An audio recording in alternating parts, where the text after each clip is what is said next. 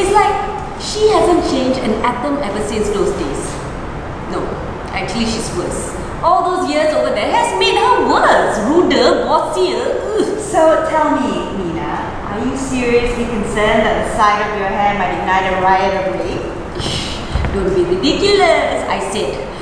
It's more complex than that. It's in the Quran. Oh, is it? What does it say?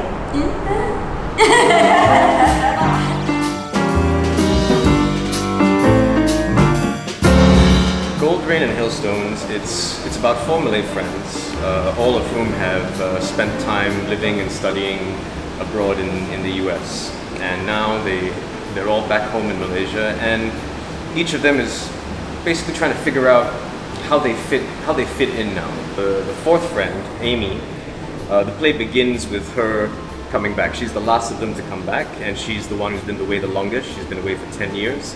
And it's established very early on that she was a very outspoken type, very rebellious type, never really fit in. And that's one of the reasons why she probably spent so much time in the States, is that she finally felt that she belonged somewhere.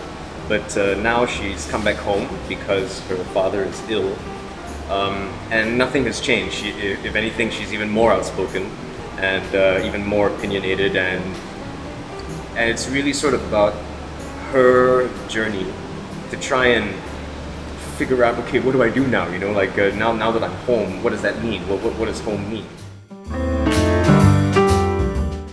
The main thing to take note of is that even though it's been staged 4 times before, this is the first time it's being interpreted by anyone else. All 4 productions have always been done by Drama Lab. They've all been directed by Zaim Al-Bakri, and Jit Murad and Din Jaffa played all of the characters.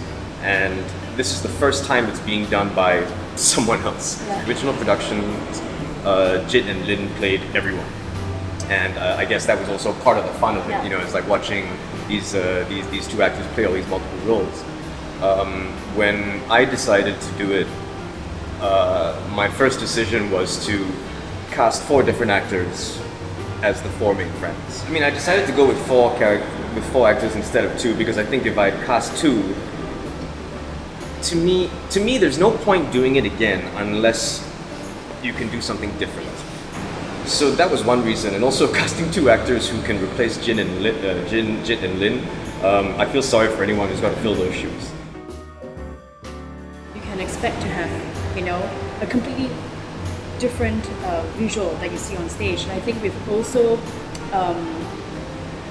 playing a lot with sets and projections, you know, soundscapes and things like that. So I think there is that necessity to make this play feel current.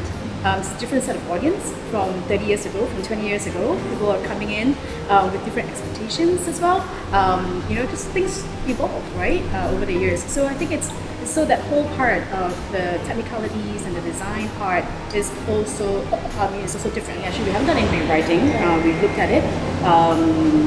We've edited maybe out some things, you know, played around with the scenes a little bit, but it's in general still Jit's play as per original. And I mean, an interesting thing is, if you look at today's, society, and the play was first written in the 90s, it's 20 years since, right? 30 years since. 30 years since. And a lot of it is still relevant. And that's something that's very, very true to Jit's writing, is that he doesn't write caricatures, he writes real people. And you recognize these people. Like, I recognize every single one of these characters. Like Jit actually said something, you know, it's like, it's not a restaging, it's a reboot. You know? Yeah. It doesn't feel like a restaging. Like, there wouldn't be any point in doing it the same way it was done before. There wouldn't be any point. So this is very much a reimagining, a reinterpretation.